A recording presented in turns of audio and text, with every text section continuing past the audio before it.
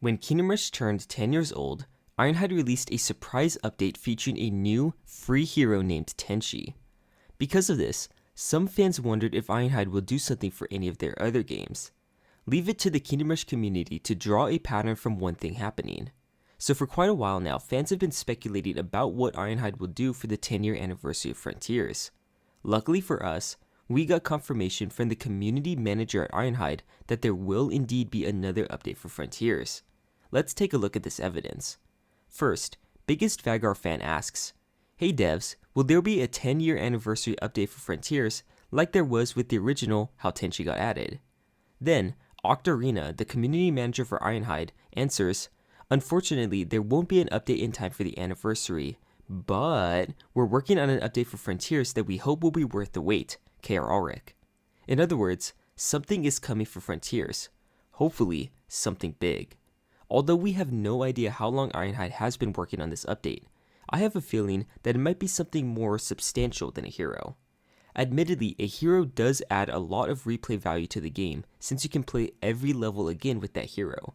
But since Frontiers has less levels than Kingdom Rush 1, adding a new level instead of a new hero could potentially add more replay value. It's possible that Ironhide decided to add a new level to Frontiers for this reason, but nothing is certain. What I do think is likely is that, assuming they do make a new level for the game, it will only be that one level. I don't expect a whole mini-campaign like Rising Tides or Shadow Moon, but rather a standalone elite stage like Darklight Depths. It would be too much work otherwise for something that they're not sure will do much for the player base. This takes me to another reason that I see them adding a level instead of a hero. Ironhide loves experimentation. They test the waters with new ideas all the time to see what it does. Whatever amount the player base for Kingdom Rush 1 increased by upon the release of Tenchi update will be compared to the numbers upon the release of the Frontiers update. If they release a level, then they could compare the effect of a level update instead of a hero update. Either a hero or a level would be amazing. It would be beyond my expectations before I knew an update was coming at all. However, there's something that I believe will be even better than either of those things. Something that would increase the replay value of the game more than a new hero and a new level combined. That something is a new difficulty mode. Imagine an impossible mode for Kingdom Rush Frontiers. Not some artificial increase in HP, but a delicately crafted, balanced, dynamic difficulty like the impossible mode in Origins. Something that adds layers to the enemies in ways that raw stat changes never could. Increasing the resistances that savages give each other from high to immune. Making giant wasp queens spawn an additional giant wasp. On top of that, environmental feature changes, like making the volcano more active in Makwa Urku, or Barasad's fire last longer.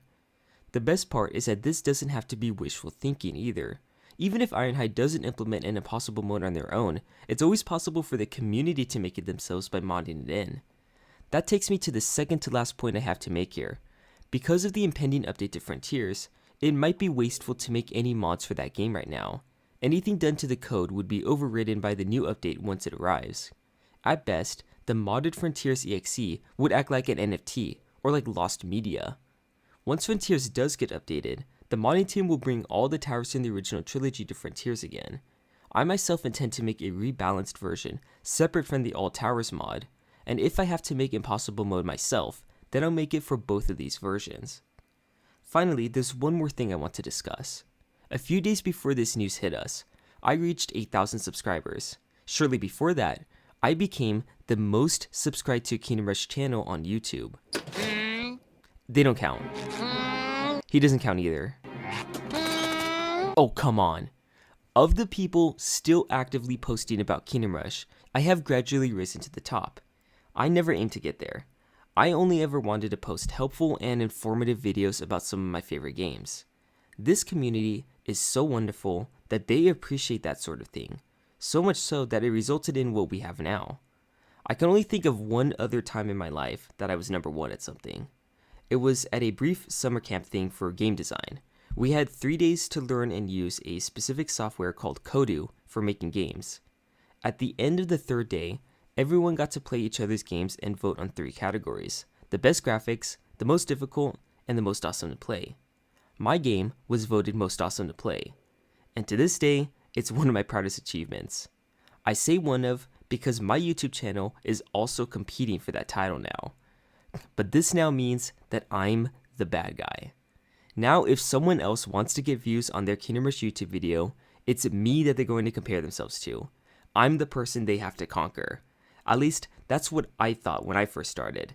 I looked at Super John Bombo because he was the only person I expected to make any videos about newly released heroes. So, I made it my goal to upload sooner than him and with more information. Of course, I had nothing against him personally. I just wanted to take advantage of the fact that I had early access to the games thanks to being a beta tester. Before I end up telling my life story, I just want to say thank you to everyone who thinks that what I have to say is worthy enough of your time to listen to me. It's flattering and heartwarming at the same time. My family and friends are very happy for me too. As quiet as things have seemed from Ironhide for the past few months, things really seem to be looking up. There are many modding challenges left for us to enjoy, as well as many rankings and analysis videos that I still want to make. I expect things to continue to go up from here. Let's hope I'm right.